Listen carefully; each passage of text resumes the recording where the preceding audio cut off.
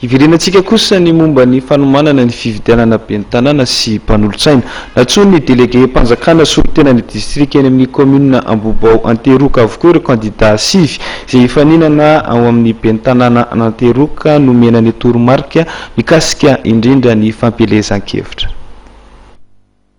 Nampanatsoiny délégué mpanjakana izay solitena ny distrika misahana ny commune Ambobao Anteroka avokoa ireo candidat sivy ilatsaka hovidiana ho ben'ny tanàna eny an-toerana. Votoatin'ny fihaonana ny fametrahana ny toromarika amin'ny fampelezan-kevitra.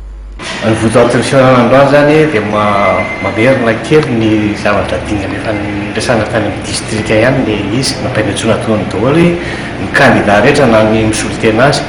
dia manamafy zany zay isaky ny commune isaky commune manao zany araka ny tenin'ny lehibenay zany mba manamafy zay zao misy adiny zareo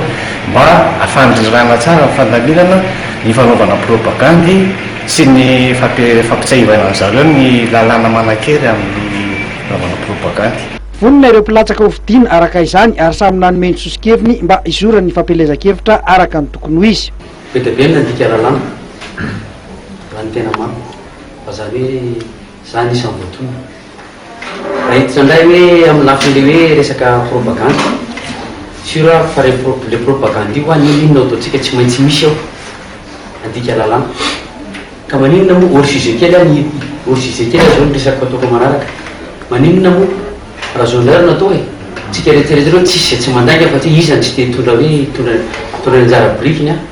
anasoana ty tanàna ty sambyzay daholo matoa tonga eto ka ny tiako tenena dia manina indray raha zao natao hoe aloha ny candidat sivy resaka dia raha miresaka ny candidat sivy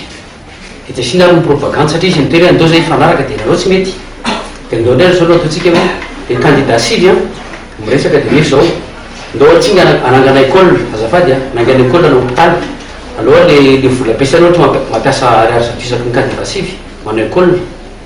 raha hoe tena tia ny tanàna ty marina tsika dia ajanona amin'ny propagande na hoe samy manao zay atao. Nambaran'ireo tompona ndraiky mpanjakana misahana ny commune Ambobao Anteroka iny ary fa mety ahintsana tsy ho isan'ny mpifaninana ireo candidat izay tsy manara-dalàna.